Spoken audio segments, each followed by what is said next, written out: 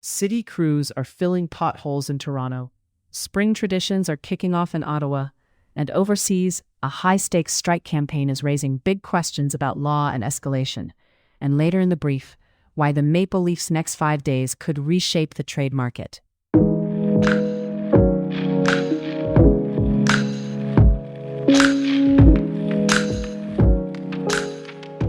Toronto starts today with a little more spring energy than winter. Temperatures near -1 degrees Celsius, with a high around 6, and sunny. In the city, the weekend pothole blitz has been a full-on push. Crews were out with about 190 workers, aiming to patch roughly 7,000 potholes on Saturday, after about 5,000 earlier in the week. The city says requests are running higher than usual this year, and the timing makes sense. Freeze-thaw cycles are when roads really break apart.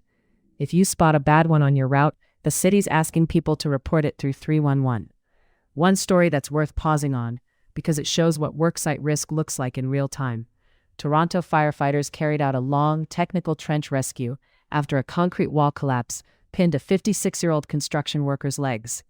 Crews used specialized shoring, airbags, and even a vacuum truck to remove debris, with a paramedic inside the trench providing care. The worker was conscious throughout and was taken to a trauma center with serious but non-life-threatening injuries. And in Ottawa, 2 early spring notes. The city's annual Rideau River ice blasting got underway, and a separate ice rescue team pulled a man and his dog from the river after they went through the ice. Both made it out, and the man didn't need to go to hospital. Turning now to the bigger stakes. The main thread today is the coordinated U.S. and Israeli strikes on Iran, and the 3 questions hovering over them: legality, strategic intent, and what happens next. What's happening? Reports describe a multi-domain strike campaign hitting military-linked sites across Iran, including areas around the Supreme Leader's location, senior military leadership targets, and infrastructure tied to Iran's missile program, along with comparisons being drawn to prior actions against nuclear-related sites. Iranian state media reported strikes across the country, and there were observations of smoke in the capital. Iran's foreign minister has called U.S. and Israeli installations involved in the operation legitimate targets, and Iranian media has reported missile strikes on U.S. bases in the Gulf. Here's the key point. Analysts looking at the scope and targeting say this does not look like a one-night operation. The expectation in expert commentary is that it could extend for days or weeks, requiring sustained air operations, refueling, and resupply, meaning the campaign could become a longer-running military commitment, not a discrete strike. Now the legal question, especially relevant in Canada, because it shapes U.S. decision-making and the durability of the operation. Legal experts in the U.S. are openly questioning whether President Trump has constitutional authority to launch major new military action against Iran without congressional approval. The White House has not presented a public legal justification, and reporting suggests some members of Congress have not received a full accounting in briefings. Some legal commentators go further, saying the Constitution places war-declaring power with Congress, and that this action crosses that line. The risk here is not just a courtroom argument.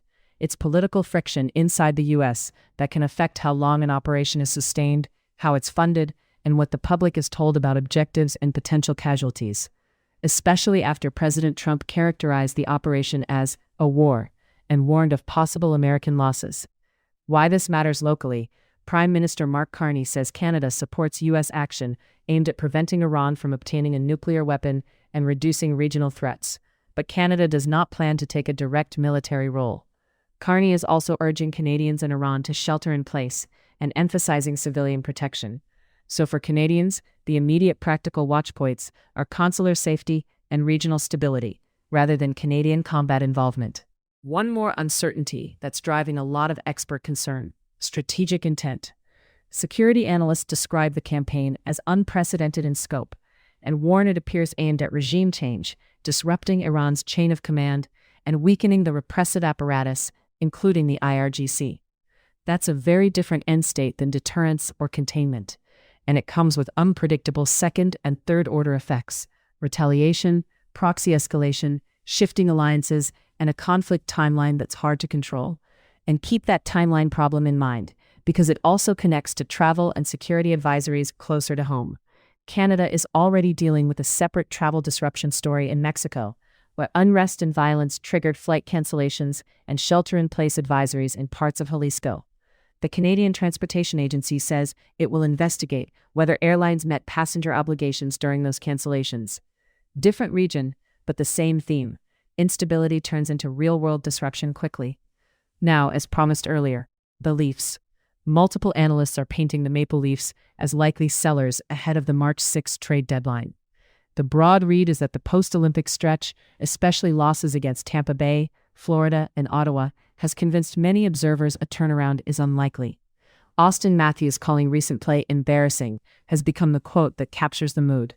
Here's the practical deadline math. Pending UFAs like Bobby McMahon and Scott Lawton are being flagged as potential trade chips if they aren't re-signed. McMahon is being described as especially attractive because of scoring production and a manageable cap hit. There's also talk of moving older blue line pieces to open room for younger players. The pressure point is simple. If management is shifting toward next season, the next 5 days set the direction and affect how aggressive other teams can be, too. Final orientation before you go. Watch for 3 timelines. 1. Whether the U.S. administration releases a formal legal rationale for the Iran strikes, and whether Congress pushes for an authorization vote. 2. Whether retaliatory actions widen beyond the immediate zone, particularly around U.S. bases and key shipping or air corridors. And 3, here at home, the March 6 NHL deadline. Because if the Leafs commit to selling early, it can set prices and trigger a faster chain of trades across the league. That's the brief for Sunday, March 1st.